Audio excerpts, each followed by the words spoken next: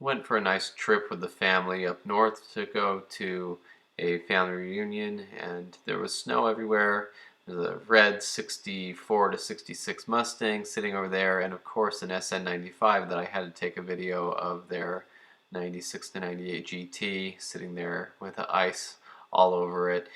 We took our white Tahoe. It's a Summit White 2001 Tahoe with a 5.3 liter LT, fully loaded everything. Wonderful vehicle. We've had this for years. I bought it in, I think, 2014, and it had 167,000 miles on it, and now it's got 236,000. And this Tahoe has been what has really allowed me to spend more money on the Mustangs because it's been so reliable and affordable, and I really love these. They are so well built and they last forever, especially if you take care of them. And I always do full synthetic oil changes and everything and take good care of it.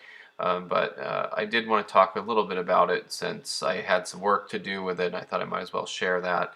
And the only thing I've really done to this Tahoe was an alternator, a starter, and a water pump. It's really just been basic maintenance, and of course there are things that are going to wear out over time, but I thought I might as well share a little bit about it because I was waiting for the radiator to crack.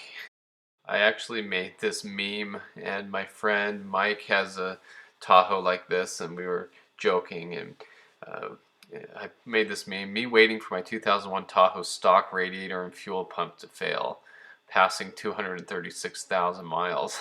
And I really have been waiting for this to happen for a long, long time. And I didn't want to make this meme because I thought I would jinx the car and everything.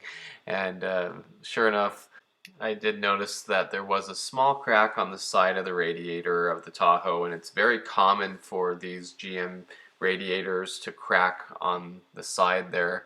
And it's something that I didn't really want to have to do on the side of the road somewhere. I was hoping that it would do it around town.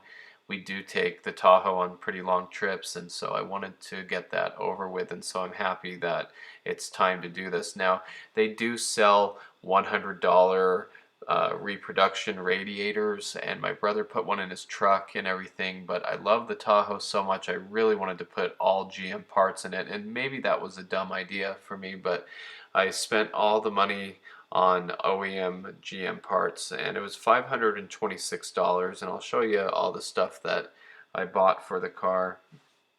But I do have a friend who works for the local Chevrolet dealership, and he was able to get me a discount, so that was even better. It probably would have been a lot more than that.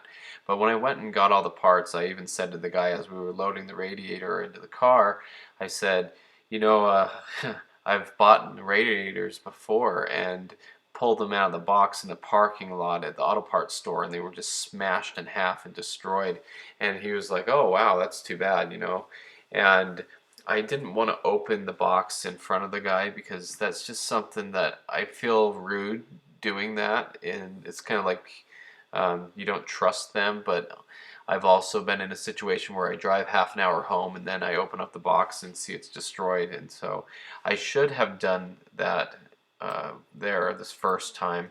But when I opened the box, this is what I found.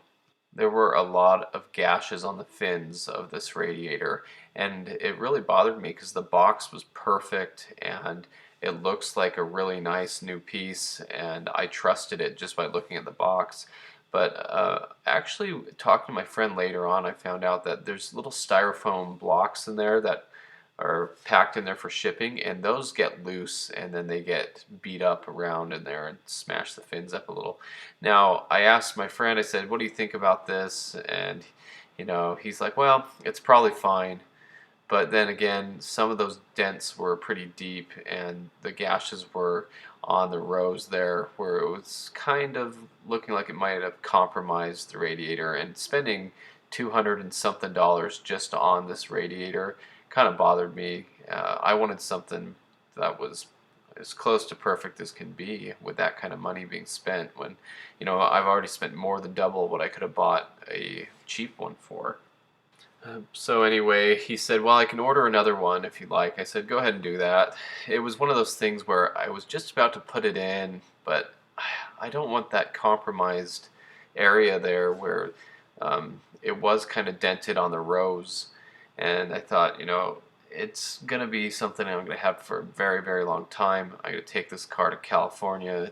I'm going to a lot of places, and I just don't want it to start leaking later down the road where maybe those rows were stretched. So it's really hard to stop a project and wait and go get the parts again. Even driving across town, I didn't even want to do that, but he had to order it again from Vegas.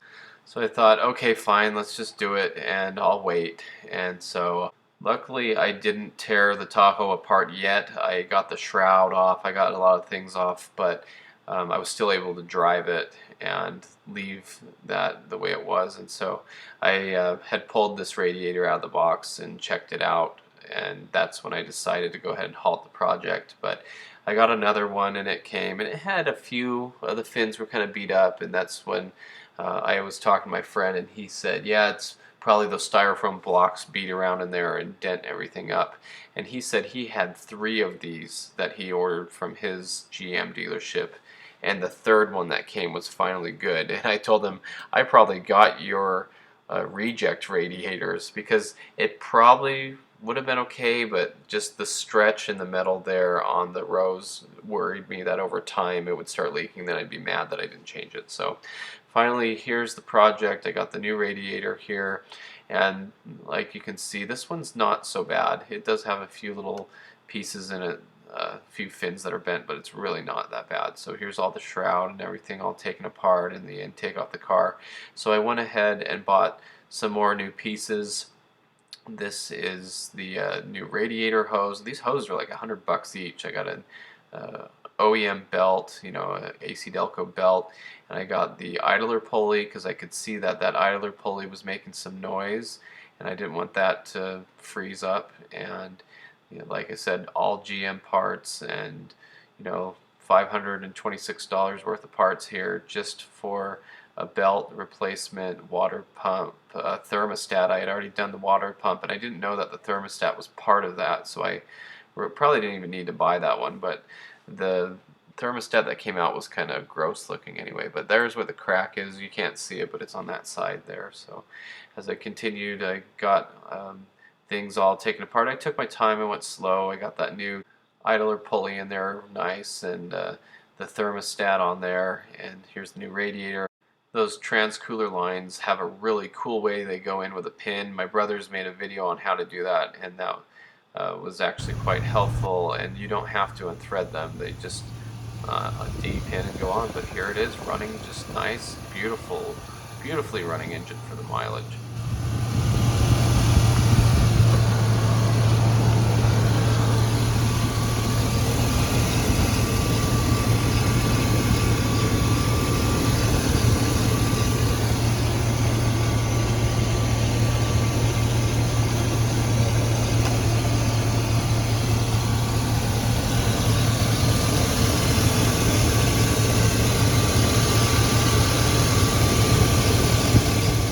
So I made sure to keep checking for leaks. The new thermostat came with just the O-ring that's built into it, and the old one that came off had another little gasket, and I was worried about that, but it is all it needed. So I did put some black RTV on there, and it came out nicely. So I ran the heat, for the rear control as well.